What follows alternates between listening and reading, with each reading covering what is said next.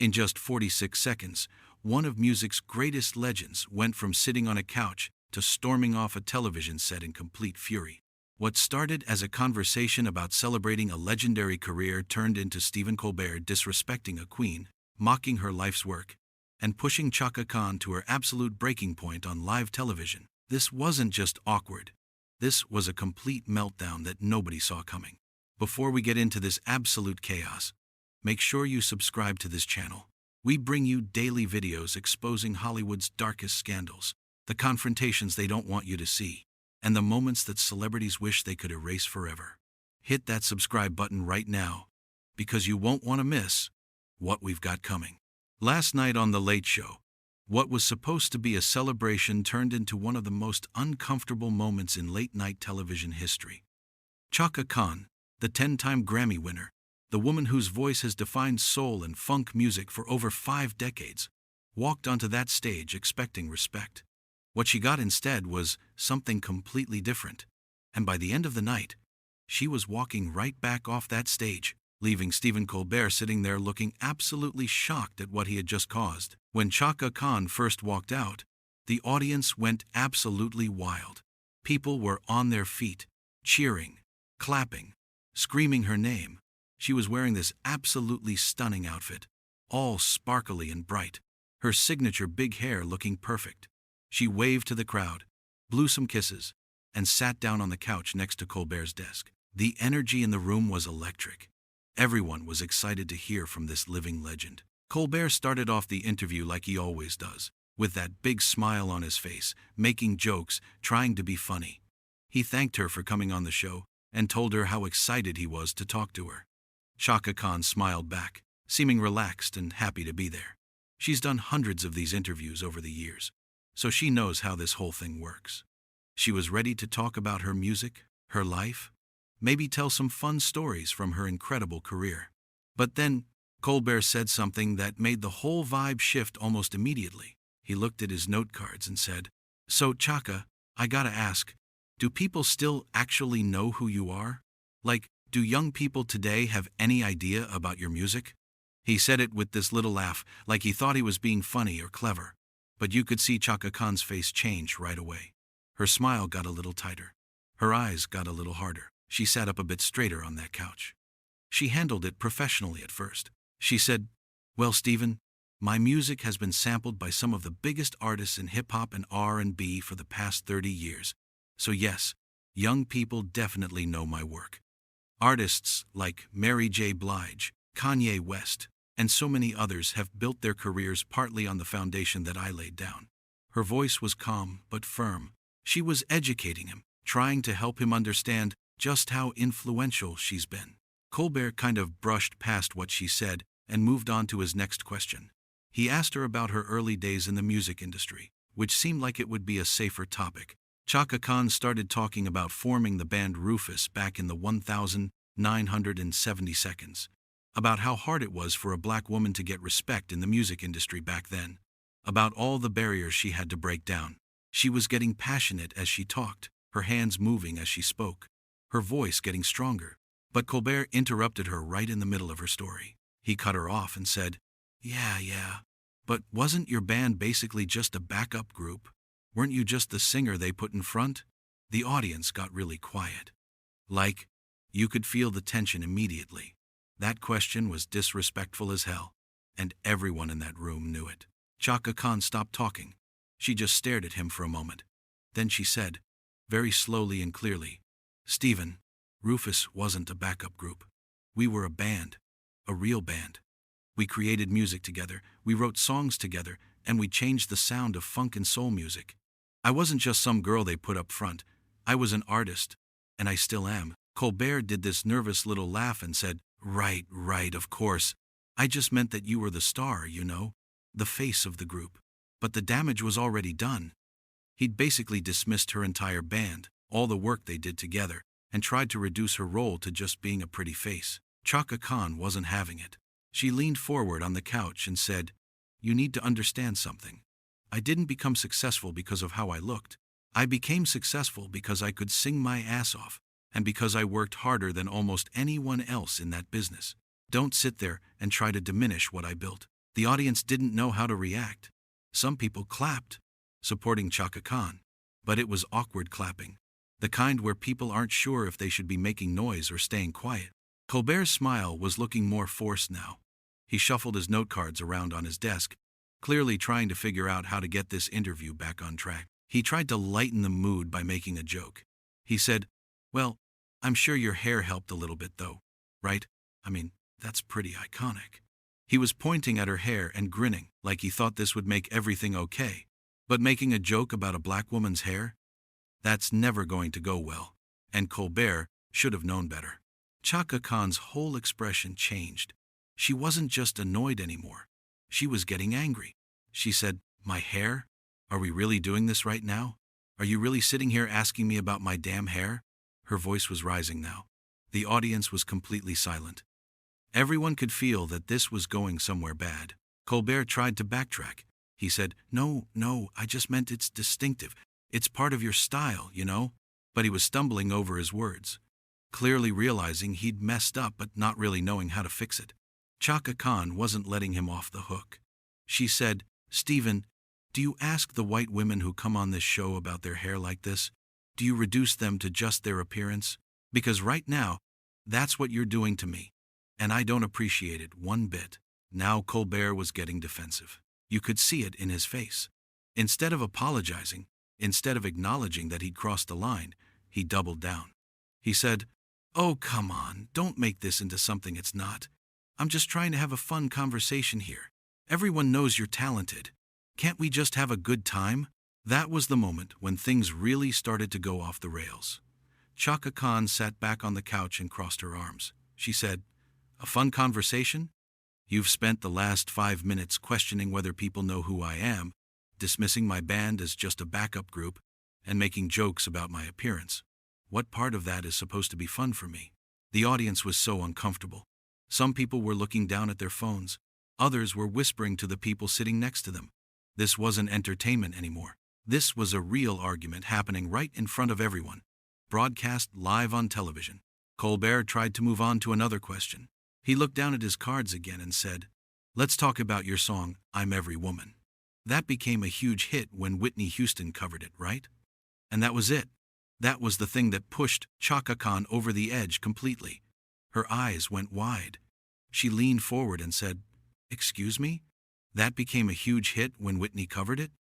"Stephen, I recorded that song in 1978. It was a massive hit for me first. It was my song.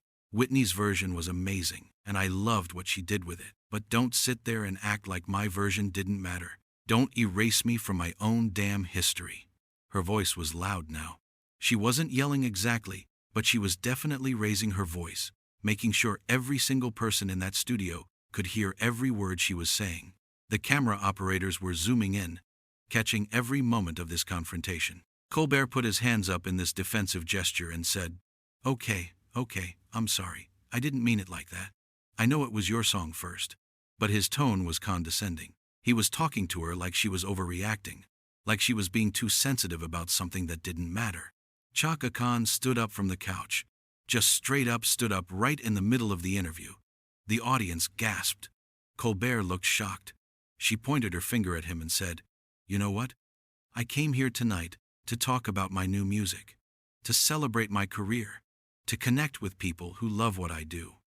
But instead, you've spent this entire time disrespecting me, questioning my relevance, and trying to make me feel small. I don't need this. I don't need you." Colbert tried to get her to sit back down. He said, "Chaka, please, let's just start over. Come on, sit down. We'll talk about whatever you want to talk about." But his voice had this edge to it, like he was frustrated with her for making a scene, like this was somehow her fault. She didn't sit down. She stayed standing and said, "You don't get it, do you? You brought me on this show and you didn't do your homework. You don't know anything about me or my career, except for some basic surface-level facts that your staff probably wrote down on those cards you keep looking at. You're not interested in having a real conversation. You just want to make your little jokes and move on to the next guest." The band that plays music during the show had stopped playing. Everything was quiet except for Chaka Khan's voice. Colbert was turning red in the face. He was embarrassed, you could tell, But he was also getting angry himself now. He said, "That's not fair. I've had hundreds of musical guests on this show, and I've always been respectful." Chaka Khan laughed, but it wasn't a happy laugh. It was bitter and sharp. She said, "Respectful? Are you joking right now? You've spent the last 10 minutes proving that you have no respect for me at all. And you know what the worst part is? You probably don't even realize what you did wrong. You probably think I'm just being difficult." One of the producers was off to the side, trying to figure out what to do. You could see them on camera, looking panicked, talking into a headset. The audience didn't know where to look. Some people were watching Chaka Khan. Some were watching Colbert. Some were just staring at the floor. Colbert stood up from behind his desk now. He walked around to where Chaka Khan was standing. He said, "Look, if I said something that offended you, I apologize. But you have to understand, this is live television. Things don't always come out perfectly. Can we please just finish the interview?" But Chaka Khan shook her head. She said, No, we can't. Because this isn't about things not coming out perfectly. This is about you not respecting who I am and what I've accomplished. And I'm not going to sit here and pretend like that's okay just to make your show run smoothly." Colbert's jaw was tight. He was clenching his teeth. He said, "Fine. If that's how you feel, then maybe you should leave." His voice was cold now. He wasn't trying to smooth things over anymore. He was done with this whole situation, and he wanted her gone. The audience couldn't believe what they were hearing. Stephen Colbert, the host, was basically telling one of the greatest singers of all time to get off his show. Some people in the audience started booing. Not at Chaka Khan, but at Colbert. They were on her side, and they were letting him know it. Chaka Khan looked at him for a long moment. Then she said, "You don't have to tell me twice. I don't want to be here anymore anyway. Good luck with your show, Stephen. I hope you learn how to treat your guests better in the future, especially the ones who've been in this business longer than you've been alive." She turned and started walking toward the side of the stage. Colbert called after her, saying something about how she was being unprofessional, but his microphone wasn't picking it up clearly. Chaka Khan didn't even turn around. She just kept walking, her head held high, her shoulders back. The stage manager rushed out to try to talk to her, but she walked right past them too. The camera followed her as she made her way off stage. You could see her unhooking her microphone as she walked, handing it to someone without even looking at them. She disappeared through the curtain, and that was it. She was gone. Colbert stood there on the stage looking absolutely stunned. The audience was in complete chaos. Some people were still booing. Some were arguing with each other about whose fault this was. Some were trying to film everything on their phones. The producers were scrambling, trying to figure out what to do next. Colbert walked back to his desk and sat down.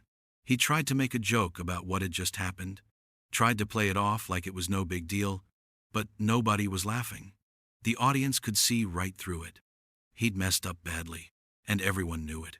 He said something like, "Well, that was unexpected. I guess we'll take a quick break and come back with our next guest." But his voice was shaky. He looked rattled. This wasn't supposed to happen. His show is usually so smooth, so controlled, so carefully planned out.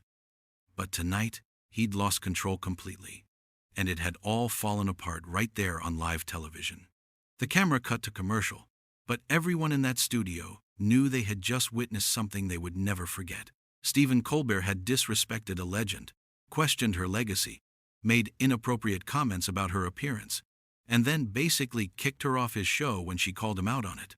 And Chaka Khan had stood her ground, refused to be diminished, and walked away with her dignity intact. As she left that building, you could see through the windows that she was talking to her team. She wasn't crying or upset. She looked angry, sure, but she also looked powerful. She had just told off one of the most popular late-night hosts on television, in front of millions of viewers, and she had done it because she refused to accept being treated with anything less than the respect she deserved. Back in the studio, Colbert was trying to regroup during the commercial break. His producers were talking to him, probably trying to figure out how to handle this situation. But the damage was done. This interview, this confrontation, this entire mess was already out there. People watching at home had seen everything. Social media was probably exploding already, with people talking about what had just happened. When the show came back from commercial, Colbert tried to continue like normal. He brought out his next guest and attempted to have a regular interview. But the energy was completely different now. The audience was subdued. People weren't laughing at his jokes the way they usually did. Everyone was still thinking about Chaka Khan and what had just gone down. The thing about live television is that you can't take anything back. Once it happens, it's out there forever. And what happened between Stephen Colbert and Chaka Khan was now part of television history. It was a moment that showed what happens when a host underestimates a guest, when preparation is lacking, when respect is missing. Chaka Khan had come to that show as a guest, as someone who was invited to share her story and her music. She had every right to expect to be treated with professionalism and respect. Instead, she was questioned, dismissed, and insulted. And when she stood up for herself, when she refused to accept that treatment, she was essentially told to leave. But here's the thing that Colbert seemed to forget in that moment. Chaka Khan doesn't need his show. She's a legend, with or without appearing on late-night television. She's sold millions of records, won countless awards, influenced generations of artists, and built a legacy that will last forever. Stephen Colbert's show is just one more talk show on television. It's successful, sure, but it's not bigger than the people who come on it, especially not someone like Chaka Khan. The confrontation revealed something important about how we treat legendary artists, especially black women, who have been in the entertainment industry for decades. Too often, they're taken for granted. People assume they should just be grateful for the opportunity to appear on shows, even when those appearances come with disrespect and condescension. But Chaka Khan showed that she's not willing to accept that treatment, and she shouldn't have to. When she walked off that stage, she was making a statement. She was saying that her dignity and self-respect matter more than being on television. She was saying that no platform, no matter how big or popular, is worth compromising her values. And she was showing other artists, especially younger ones, that it's okay to walk away when you're not being treated right. The audience members who were there in person would later talk about how tense the atmosphere was after Chaka Khan left. People were divided.